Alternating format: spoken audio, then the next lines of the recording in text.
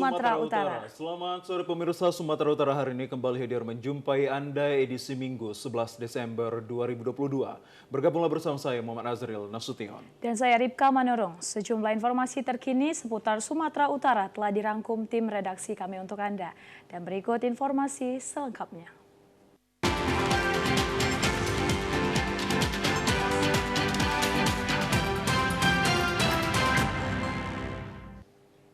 Pemirsa, di informasi yang pertama, intensitas curah hujan sangat tinggi kembali mengakibatkan material tanah longsor dan pohon tumbang di jalur Medan Brastagi. Material longsor dan kayu pepohonan yang tumbang menimpa sebuah mobil minibus penumpang umum. Dari video amatir dapat terlihat material longsoran menimpa sebuah minibus umum. Berdasarkan informasi Humas Polres Tanah Karo, longsor diakibatkan tingginya intensitas curah hujan yang terjadi secara menerus sejak Sabtu malam hingga Minggu tadi pagi, hingga membuat kawasan perbukitan mengalami longsor. Tepatnya di kawasan Taman Hutan Rakyat Tahura, Bukit Barisan. Kejadian ini mengakibatkan satu unit mobil minibus penumpang umum tertimpa material longsor dan kayu pepohonan. Tidak ada korban jiwa dalam peristiwa ini dan petugas Satlantas Polres Tanah Karo bersama warga langsung turun ke lokasi membantu mengevakuasi mobil dan penumpang serta material longsoran. Selanjutnya Satlantas Polsek Brastagi Polres Tanah Karo mengatur arus lalu lintas agar tidak terjadi kemacetan total. Tepatnya di kilometer 5556 telah terjadi tanah longsor dan material kayu menimpa satu unit mobil jenis Karsima. Namun untuk penumpang negatif, ada yang mengalami luka-luka.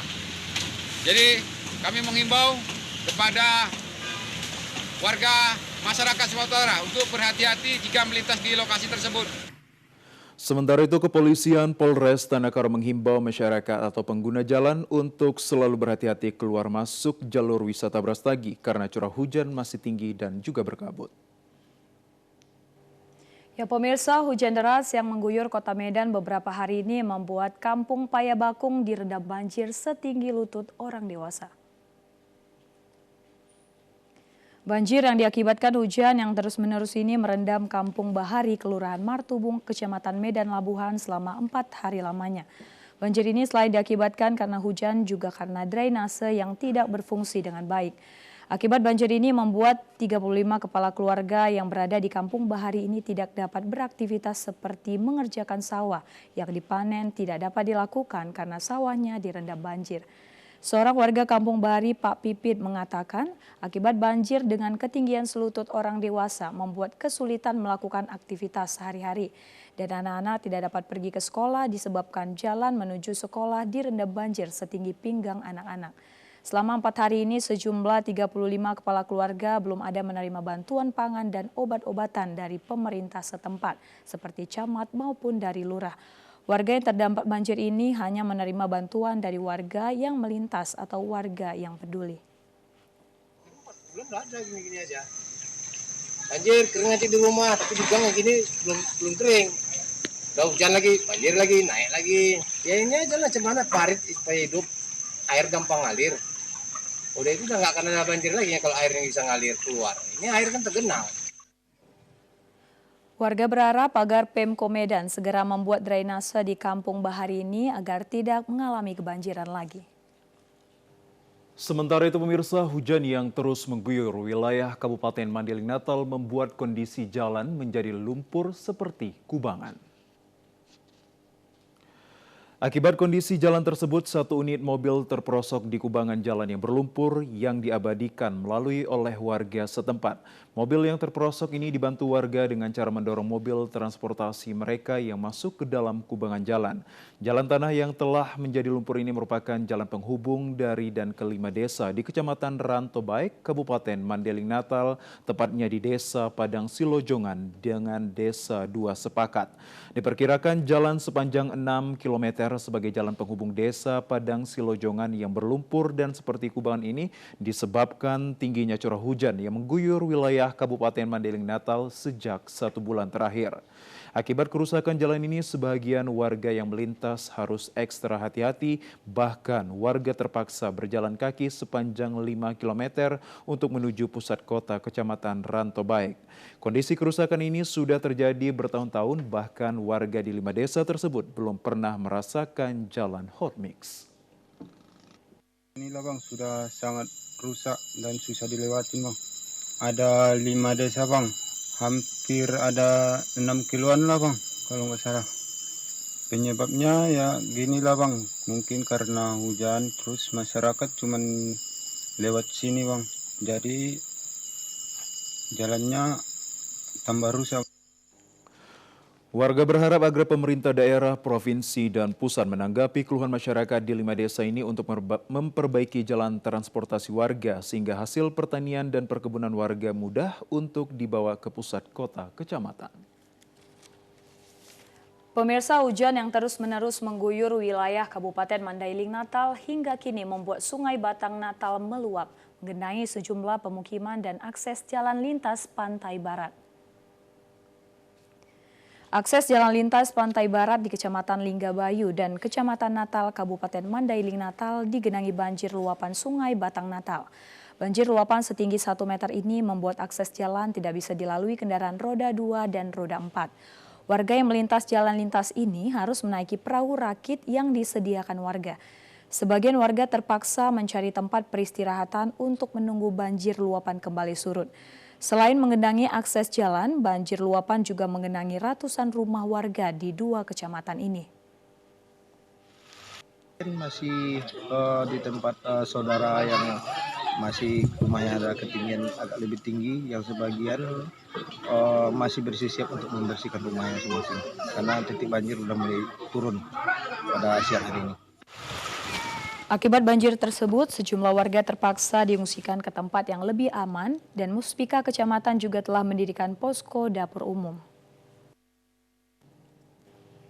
Nah, pemirsa, informasi dari Kabupaten Langkat akan kami hadirkan usai jeda pariwara berikut ini. Tetaplah bersama kami di Sumatera Utara hari ini.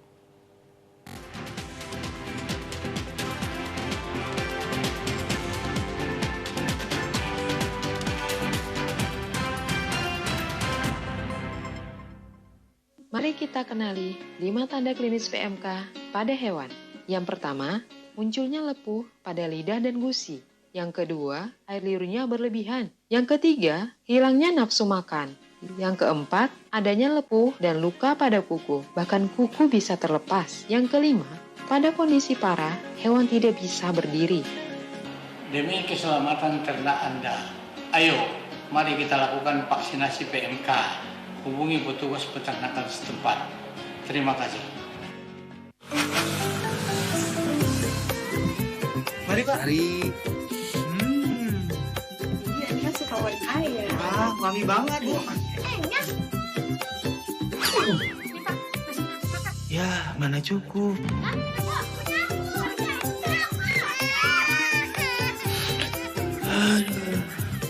KB Pria penting untuk perencanaan keluarga dan mencegah anak stunting. Pria ber-KB itu keren. Ayo, cegah stunting. Kunjungi bidan andalan Anda untuk merencanakan dan mengatur jarak kehamilan untuk tumbuh kembang buah hati yang optimal. Cegah stunting itu penting melalui perencanaan keluarga.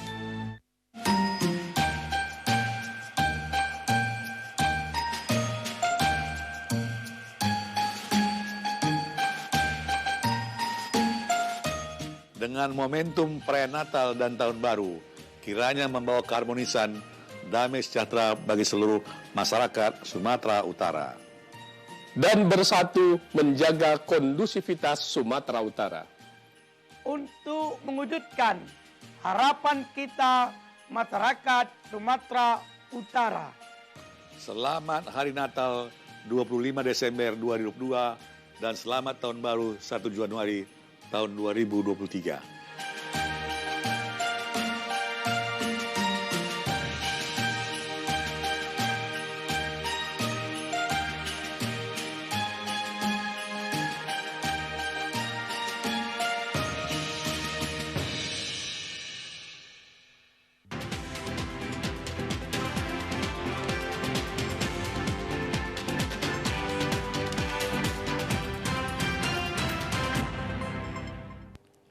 Ya pemirsa, kita masuk ke informasi selanjutnya.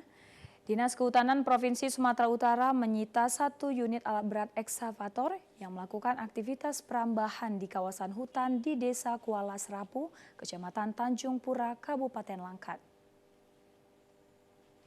Penyitaan ini dilakukan Dinas Kehutanan karena alat berat secara terang-terangan melakukan aktivitas perambahan di kawasan hutan bakau atau mangrove yang akan dialihfungsikan menjadi kebun kelapa sawit. Penyitaan yang dilakukan petugas Dinas Kehutanan sempat dihalangi dan mendapat perlawanan dari warga sekitar yang pro kepada pihak pengusaha pemilik kelapa sawit yang bersitegang antara petugas dari Dinas Kehutanan dengan warga. Warga berdalih ekskavator berada di lokasi tersebut untuk meninggikan tanggul agar rumah warga tidak kebanjiran saat terjadi pasang air laut.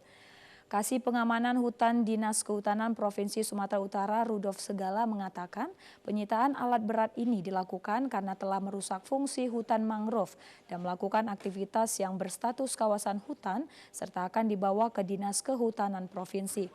Menurutnya kawasan ini secara aturan kehutanan tidak boleh ada kecuali ada hak pengusahaan hutan atau HPH dan itu pun harus ada hasil dari usaha krasing. Sementara untuk Desa Kuala Serapu tidak ada HPH. Ini bekerja di dalam status kawasan hutan dengan fungsi hutan produksi setelah kami overlay di SK 579. Jadi kami dari pihak Dinas Kehutanan tegas menyatakan bahwa alat berat ini harus diangkat ke Dinas Kehutanan Provinsi Sumatera Utara berdasarkan perintah Bapak Kepala Dinas Sumatera Utara. Ya Bang, ini bisa dipastikan ini kawasan hutan Bang ya? Bisa dipastikan. Dan ini sudah merusak lingkungan hutan Bang? Ini sudah merusak fungsinya, sudah merusak fungsi daripada kawasan hutan. Dari pantauan udara terlihat ratusan hektar yang dulunya hutan bakau atau mangrove yang dilindungi kini telah beralih fungsi menjadi perkebunan kelapa sawit. Dan akibat aktivitas perambahan hutan ini membuat ekosistem hutan terancam rusak. Ya pemirsa, dari Kabupaten Langkat kini kita masuk ke Kabupaten Deli Serdang. Tingginya kenaikan harga telur ayam yang terjadi di seluruh daerah khususnya Kabupaten Deli Serdang membuat masyarakat membeli telur yang pecah karena harganya jauh lebih murah dibandingkan harga telur yang utuh.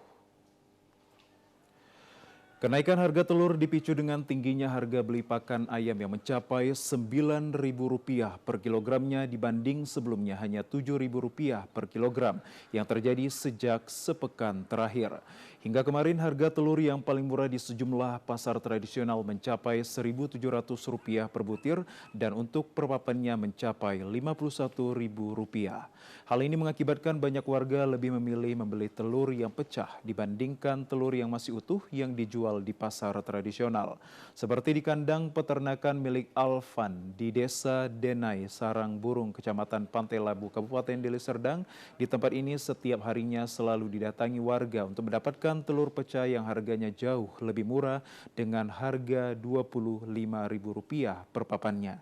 Bahkan pemilik kandang selalu mengalami kehabisan telur pecah dengan waktu yang lebih singkat dibanding sebelum harga telur mengalami peningkatan.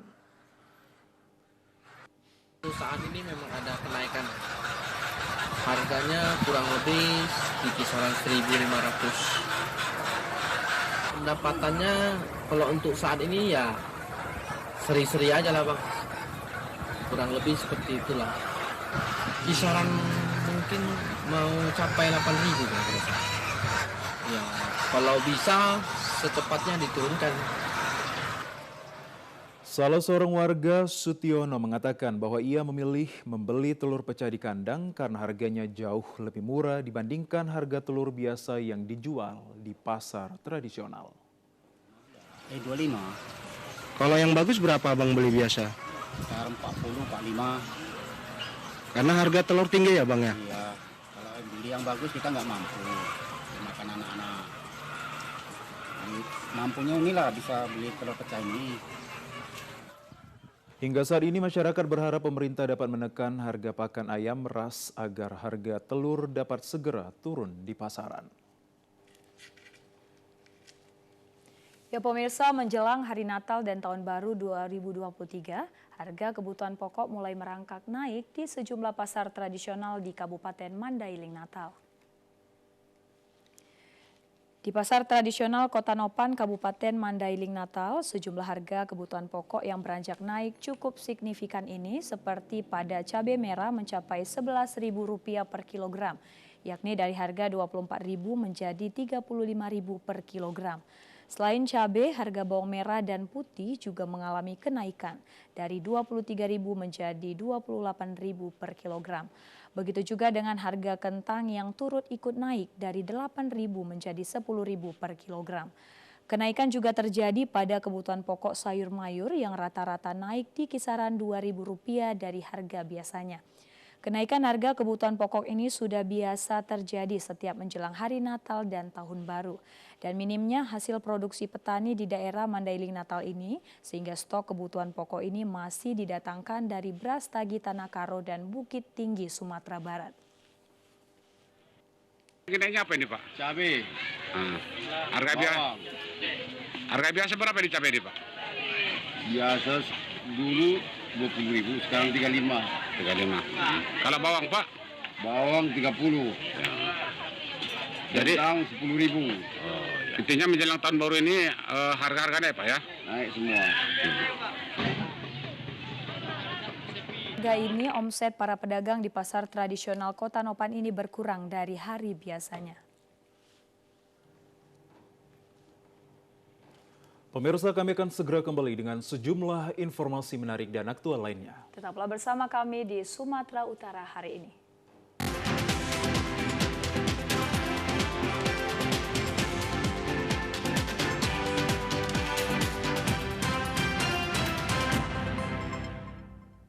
Mari kita kenali 5 tanda klinis PMK pada hewan. Yang pertama, munculnya lepuh pada lidah dan gusi. Yang kedua, air liurnya berlebihan. Yang ketiga, hilangnya nafsu makan.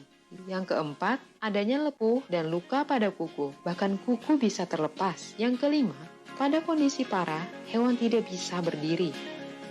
Demi keselamatan ternak Anda, ayo mari kita lakukan vaksinasi PMK. Hubungi petugas peternakan setempat. Terima kasih. Mari Pak. Mari. Iya, ini masih kawan ayah. Wangi banget Bu. Ya, mana cukup.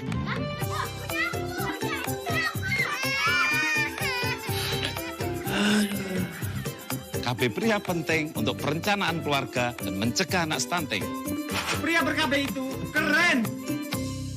Ayo, cegah stunting. Kunjungi bidan andalan Anda untuk merencanakan dan mengatur jarak kehamilan untuk tumbuh kembang buah hati yang optimal. Cegah stunting itu penting melalui perencanaan keluarga. Kita patut bersyukur seiring tingginya angka vaksinasi dan kasus COVID-19 yang sudah menurun di Kota Medan. Saatnya bangkit membangun Medan sebagai kota kolaborasi dengan terus menjaga solidaritas serta menghadirkan sukacita untuk keluarga dan masyarakat. Natal berkah bagi sesama dan bagi semesta.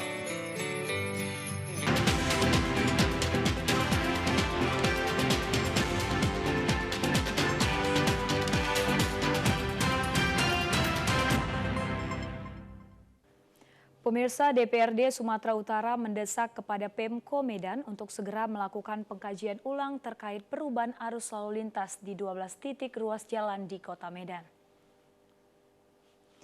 Pasca perubahan arus lalu lintas di 12 titik lokasi di Kota Medan membuat masyarakat mengeluh karena kerap terjadi kemacetan panjang, bahkan beberapa fasilitas umum yang baru dibangun kondisinya hancur. Seperti halnya di Jalan HM Yamin Medan, drainase Yudits berubah beton kondisinya telah hancur berlubang akibat dilintas kendaraan. Kemacetan panjang yang terjadi memaksa kendaraan untuk melintasi bangunan drainase Yudits ini bahkan menjadi ancaman potensi kecelakaan. Meski terdapat petugas di lapangan untuk mengurai kemacetan, namun dianggap tidak mampu mengakibatkan masyarakat mengeluhkan kebijakan perubahan jalan oleh Pemko Medan. Berdasarkan banyaknya laporan keluhan masyarakat ini, anggota DPRD Sumut Ahmad Darwis mendesak kepada Pemko Medan segera dilakukan pengkajian ulang. Selain itu juga dengan kebijakan terobosan program pemerintah diharapkan memberi manfaat bagi orang banyak. Kalau kita lihat keluhan ya dari warga masyarakat, ternyata kebijakan yang dibuat itu dia perlu dikaji ulang lah. Artinya begini, masyarakat itu kecewa betul dengan kebijakan itu. Jadi menurut saya upaya yang dilakukan ya mungkin dikaji kembali, kemudian harus betul-betul dipantau, jangan kebijakan dibuat tetapi tidak dipantau di lapangan, dilihat persoalan, perkembangan yang terjadi, dan harus diberdayakan juga dari dinas perhubungan, dari kepolisian lalu lintas, sehingga benar-benar ya kebijakan itu bermanfaat gitu. Diharapkan pengkajian ulang perubahan arus lalu lintas di Kota Medan menjadi solusi agar tidak terjadi kemacetan parah guna memberikan kenyamanan kepada masyarakat saat beraktivitas. Nah pemirsa, kami ajak Anda ke informasi lainnya. Polres Tanah Karo kembali melaksanakan vaksinasi booster 1 dan 2 dengan target capaian 1.000 dosis kepada masyarakat. Vaksinasi ini diutamakan untuk lansia dan masyarakat yang belum mendapatkan vaksinasi 1 booster. Di halaman Mapolres Tanah Karo kembali dilaksanakan vaksinasi booster 1 dan 2 atau vaksinasi ketiga dan keempat untuk masyarakat umum. Jenis vaksin yang diberikan adalah jenis Pfizer dengan capaian target sebanyak 1.000 dosis. Vaksinasi ini diutamakan lansia dan masyarakat yang belum mendapatkan vaksinasi ketiga. Masyarakat yang datang pun sangatlah ramai, bahkan masyarakat dari luar kota pun datang untuk mendapatkan vaksinasi. Kapolres Tanah Karo AKBP Roni Nicholas Sidabutar menjelaskan bahwa pelaksanaan vaksinasi ini bekerja sama dengan tim kesehatan dari Polda Sumatera Utara, TNI, dan Dinas Kesehatan Kabupaten Karo. Dari pelaksanaan vaksinasi ini sebanyak 700 orang dari target 1.000 orang berhasil untuk divaksin. Hari ini Polres Tanah Karo bersama instansi terkait dari Dinkes dan Pemkab Karo, juga dari Kodim, Kesehatan Kodim, melaksanakan kegiatan vaksinasi serentak vaksin ketiga atau booster 1 bagi masyarakat yang belum, dan lanjutan booster kedua atau vaksin keempat. Sementara itu dalam vaksinasi ini juga diberikan bantuan sosial berupa paket sembako kepada masyarakat yang telah divaksin. Nah, Rifka dan juga pemirsa, kalau kita melihat bahwa pemerintah pusat hingga pemerintah provinsi, bahkan hingga provinsi Sumatera Utara ini, bahkan ke daerahnya ini telah banyak sekali memberikan sumbangsi terhadap masyarakat yang ingin melakukan vaksin 1, 2, dan 3. Di mana hal ini bertujuan sekali untuk meningkatkan aksesibilitas dan masyarakat ini dalam memiliki kegiatan menjelang Nataru ini, Rifka. Benar sekali ya? Ya, benar sekali Bang Azril. Apalagi vaksin booster ini ya sangat diperlukan sekali untuk administrasi seperti penerbangan, kemudian mencari pekerjaan, dan banyak lagi ya Bang Azril ya. Benar, hal ini juga wajib kita dukung mengingat bahwa pemerintah telah menggalakkannya dan masyarakatlah yang harus lebih galak lagi akan capaian vaksin ini, khususnya 1.000 vaksin ini. Semoga apa yang diberikan pemerintah ini dan juga ke masyarakatnya ini saling berkolaborasi agar terciptanya kondusivitas di tengah-tengah kehidupan kita akibat pandemi COVID-19 ini ya Ripka. Dan pemirsa, kita beralih ke informasi lainnya. Silahkan Ripka. Pemirsa, memasuki akhir tahun serta menjelang Natal dan Tahun Baru Nataru, pemerintah Kota Pematang Siantar mulai mengaktifkan pohon terang Natal di 6 titik untuk menghiasi kota di malam hari, sekaligus menyemarkan perayaan Natal dan Tahun Baru. Salah satu pohon terang yang diaktifkan pemerintah Kota Pematang Siantar ini berada di Jalan Gereja, Kecamatan Siantar Selatan dengan ketinggian mencapai 39,5 meter dan merupakan pohon terang Natal yang tertinggi di Sumatera Utara. Kepala Bidang Kawasan Pemukiman Dinas Tata Ruang dan Pemukiman Tarukim Kota Pematang Siantar, Juang Sijabat menjelaskan, sebelumnya pohon terang Natal ini tidak ada yang aktif karena mengalami kerusakan pada tiang menara akibat angin kencang. Namun setelah dilakukan perbaikan dan pemasangan lampu baru, pohon terang yang menjadi salah satu ikon Kota Pematang Siantar ini telah aktif kembali. Ujung itu paling atas ada bintang. Ada bintang. Jadi ini prosesnya Sudah 3 hari kita perbaiki ini. Inilah mulai dia. Ada progresnya loh. Ada progresnya. Ya. Ini kan hari pertama kita mencek bisi-bisi yang patah, tidak puting-puting kemarin. Direncanakan pohon terang ini akan diaktifkan untuk seterusnya, meskipun perayaan Natal dan Tahun Baru nantinya telah selesai.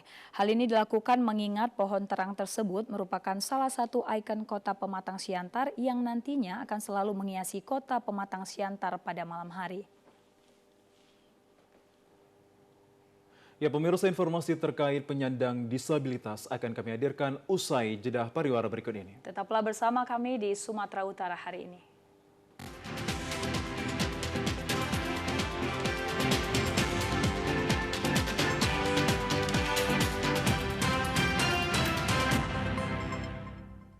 Mari kita kenali 5 tanda klinis PMK pada hewan. Yang pertama, munculnya lepuh pada lidah dan gusi. Yang kedua, air liurnya berlebihan. Yang ketiga, hilangnya nafsu makan. Yang keempat, adanya lepuh dan luka pada kuku. Bahkan kuku bisa terlepas. Yang kelima, pada kondisi parah, hewan tidak bisa berdiri.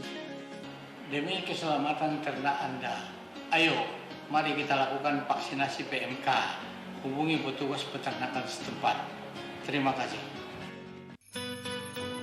Kita patut bersyukur seiring tingginya angka vaksinasi dan kasus COVID-19 yang sudah menurun di Kota Medan. Saatnya bangkit membangun Medan sebagai kota kolaborasi dengan terus menjaga solidaritas serta menghadirkan sukacita untuk keluarga dan masyarakat. Natal berkah bagi sesama dan bagi semesta. Mari kita kenali 5 tanda klinis PMK pada hewan. Yang pertama, munculnya lepuh pada lidah dan gusi. Yang kedua, air liurnya berlebihan. Yang ketiga, hilangnya nafsu makan. Yang keempat, adanya lepuh dan luka pada kuku. Bahkan kuku bisa terlepas. Yang kelima, pada kondisi parah, hewan tidak bisa berdiri. Demi keselamatan ternak Anda, ayo mari kita lakukan vaksinasi PMK. Hubungi petugas peternakan setempat. Terima kasih. Kita patut bersyukur seiring tingginya angka vaksinasi dan kasus COVID-19 yang sudah menurun di Kota Medan. Saatnya bangkit membangun Medan sebagai kota kolaborasi dengan terus menjaga solidaritas serta menghadirkan sukacita untuk keluarga dan masyarakat. Natal berkah bagi sesama dan bagi semesta.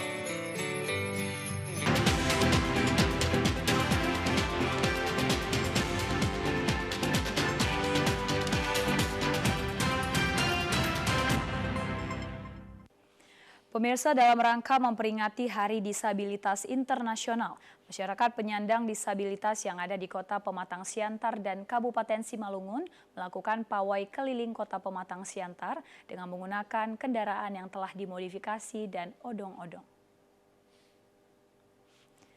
Pada peringatan Hari Disabilitas Internasional ini, selain kegiatan yang menghibur penyandang disabilitas, para penyandang disabilitas yang ada di Kota Pematang Siantar dan Kabupaten Simalungun ini berharap agar pihak pemerintah dapat lebih memperhatikan kehidupan dan kesetaraan para penyandang disabilitas dengan masyarakat yang normal lainnya. Para penyandang disabilitas ini mengatakan meski mereka memiliki kekurangan fisik, namun tidak sedikit dari mereka penyandang disabilitas yang mampu dan siap bersaing keterampilan untuk melakukan dan menciptakan sesuatu kepada masyarakat yang hidup normal. Hal ini dibuktikan dengan banyaknya penyandang disabilitas yang mampu bekerja dan menghasilkan pendapatan secara mandiri maupun berkelompok.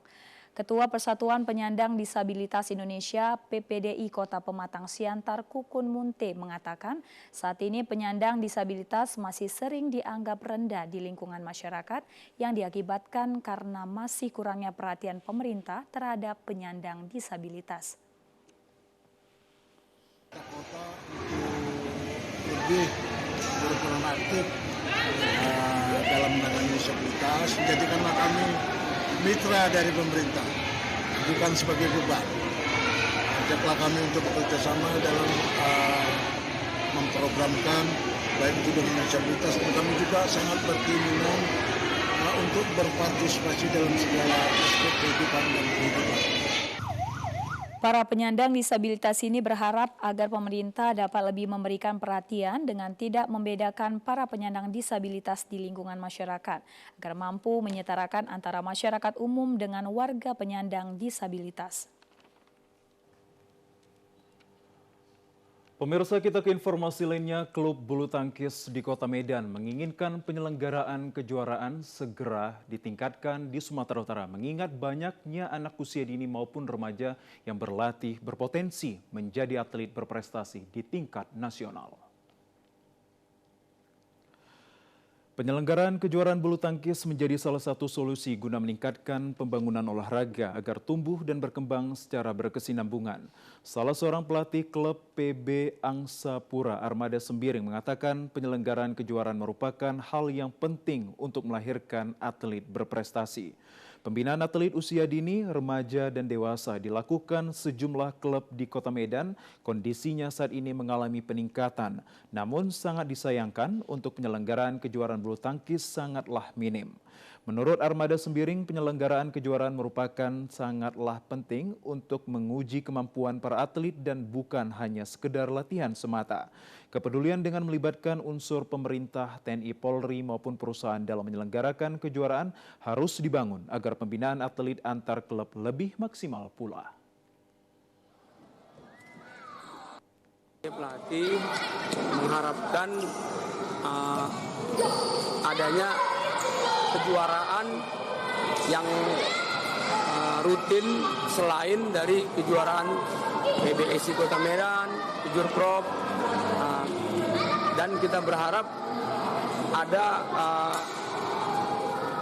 pihak-pihak swasta yang mau menambah kejuaraan di Kota Medan atau di Sumatera Utara, karena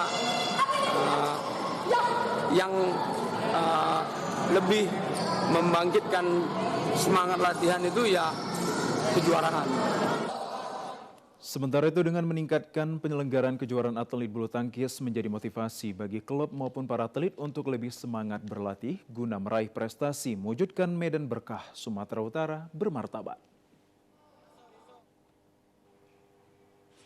Ya, sementara itu pemirsa, sebanyak 9 pelajar yang bolos saat jam belajar terjaring razia kasih sayang Satuan Polisi Pamung Praja Kabupaten Mandailing Natal. Pelajar yang terjaring ini ditangkap petugas di tempat nongkrong.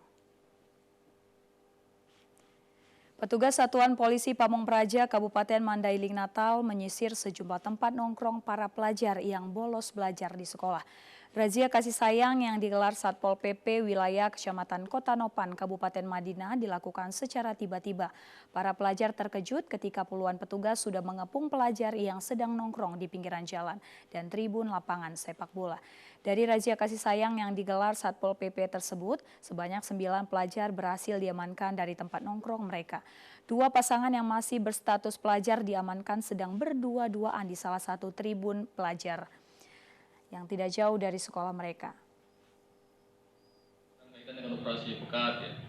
Ini merupakan kegiatan rutin yang tujuannya untuk bisa menciptakan ketentraman, ketertiban, dan perlindungan masyarakat di tengah-tengah masyarakat, khususnya yang berada pada wilayah Kecamatan Kota Nopan dan umumnya wilayah Mandailing Natal.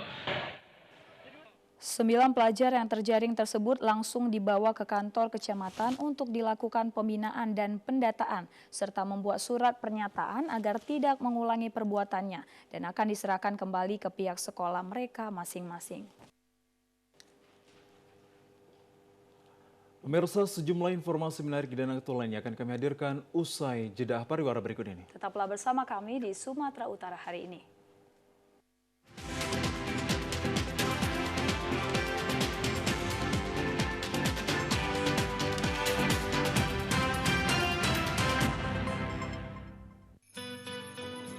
Kita patut bersyukur seiring tingginya angka vaksinasi dan kasus COVID-19 yang sudah menurun di Kota Medan. Saatnya bangkit membangun Medan sebagai kota kolaborasi dengan terus menjaga solidaritas serta menghadirkan sukacita untuk keluarga dan masyarakat. Natal Berkah bagi sesama dan bagi semesta.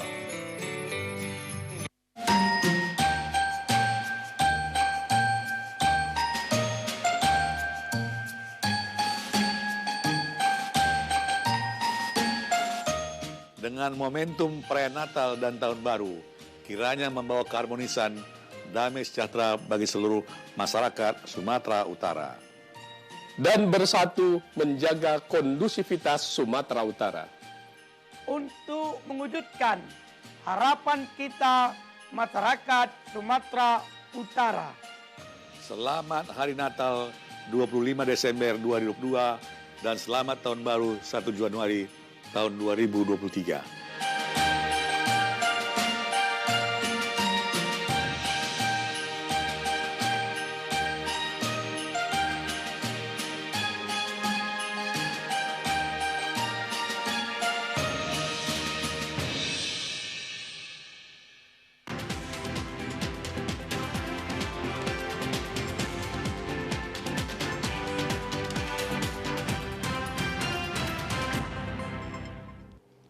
Pemirsa, Dinas Tenaga Kerja Disnaker Kota Bengkulu menyebutkan bahwa upah minimum kota atau UMK Bengkulu pada tahun 2023 resmi naik 7,40% atau dengan nominal sekitar Rp179,357.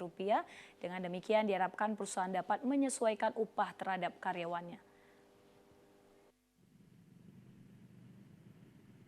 Setelah dilakukan pembahasan bersama dengan Dewan Pengupahan pada 2 Desember lalu, serta surat keputusan Gubernur tahun 2022 tentang upah minimum kota tahun 2023, memutuskan bahwa pemerintah telah menetapkan upah minimum kota atau UMK Bengkulu pada tahun 2023 resmi naik 7,40% atau dengan nominal sekitar Rp179.357.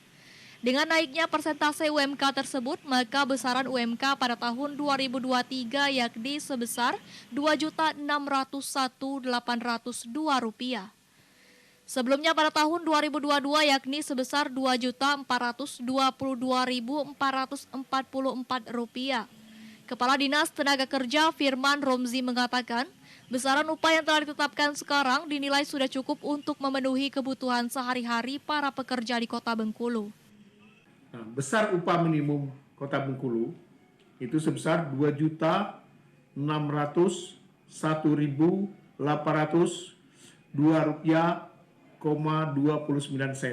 Dari perhitungan tahun 2022, upah minimum kita Rp2.422.444,50. Naik dari perhitungan 22 dengan 23 7,40%, atau dengan nominal Rp179.357,79. Pasca kenaikan UMP Provinsi Bengkulu tahun 2023, Kadisnaker Kota Bengkulu ingin seluruh perusahaan yang memberikan upah yang lebih rendah dari ketentuan hendaknya dapat segera menyesuaikan.